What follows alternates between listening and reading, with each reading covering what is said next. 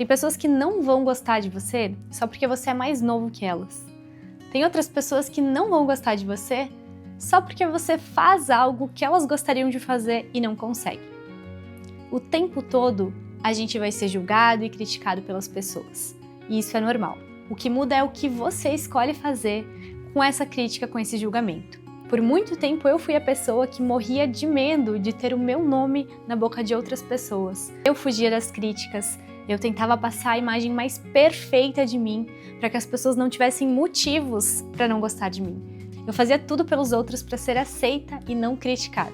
Então eu posso falar com propriedade, se você deixar esse medo da crítica dominar a tua vida, tu não vai fazer nada, tu vai destruir com a tua personalidade e vai acabar com o teu propósito nessa terra.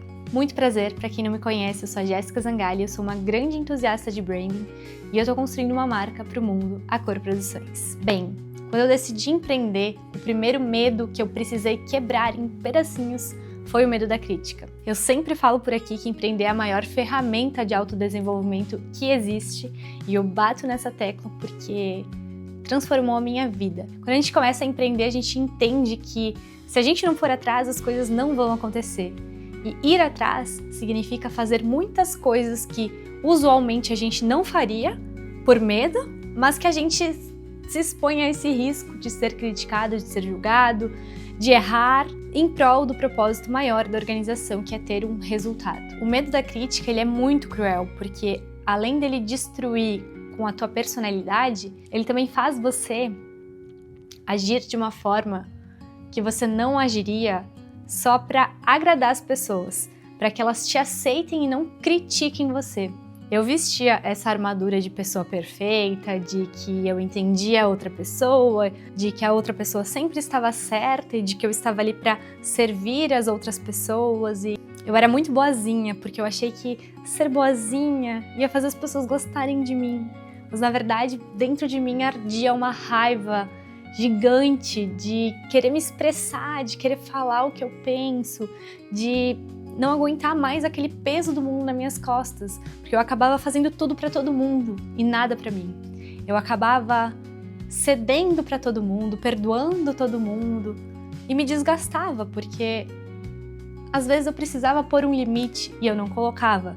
Porque se eu dissesse não para aquela pessoa, na minha cabeça, ela não ia mais gostar de mim, iria criticar a minha decisão de ter dito não. E eu acho que como tudo na vida, a gente chega num limite, né? E eu cheguei no meu limite há pouco tempo atrás. E a gente sempre tem dois caminhos, né? Ou a gente muda lentamente no amor, ou a gente muda de uma vez na dor, né? E esse aprendizado, ele entrou na minha vida, eu acho que junto com a cor, e eu fui quebrando ele muito aos pouquinhos, muito lentamente, até que chegou o momento que eu disse, tá, entendi, não posso mais ser boazinha. Foram muitos anos vivendo esse padrão, então foi algo que eu precisei me conscientizar antes de mudar.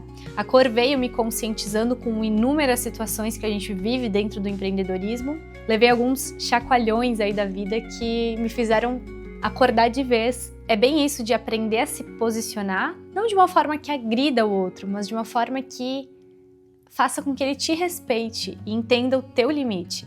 E eu tinha muita dificuldade de entender isso.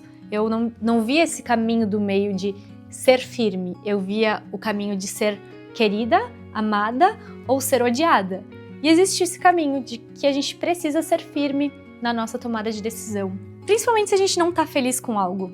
Principalmente se algo está atrapalhando todo e precisa ser comunicado. Então seja firme, não seja bonzinho. Inclusive, eu já gravei um vídeo aqui no canal falando sobre como ser bom e não bonzinho. Depois que eu levei esses chacoalhões da vida, assim, de que, cara, tu precisa pensar mais em ti, menos no que os outros pensam sobre ti, eu liguei aquela chavezinha mágica que eu acho que todo mundo deveria ligar, que é o...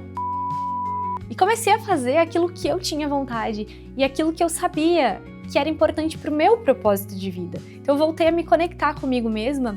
E aí eu comecei a gravar mais, falar mais e comunicar mais. Quando a gente comunica mais, a gente tem mais gente falando mal de nós. Tem mais gente vendo a gente e tendo inveja de nós. Cada vez que a gente aparece, tem pessoas que gostam da gente, tem pessoas que nos odeiam. E foi aparecendo mais e mais e mais e mais e mais que eu aprendi a lidar com isso. Aprendi a ser neutra em relação ao que os outros pensam sobre mim. Se você gosta de mim, ótimo. Se você não gosta, paciência. Eu estou aqui não pelos outros. Eu estou aqui pelo meu propósito de vida. Isso muda tudo. Quando você entende que o que você faz não é pro outro, é pra você mesmo, tudo na vida muda.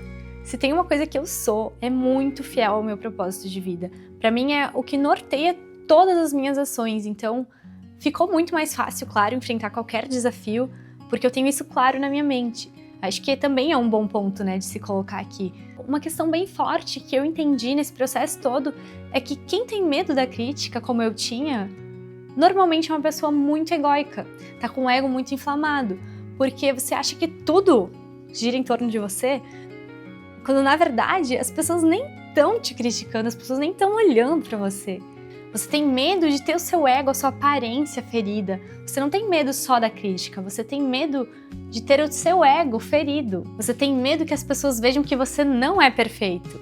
Quando eu entendi isso, eu comecei a trabalhar também a humildade. Se você está assistindo esse vídeo e ainda tem esse medo da crítica dentro de você, lembra que essa crítica é muito mais interna do que externa.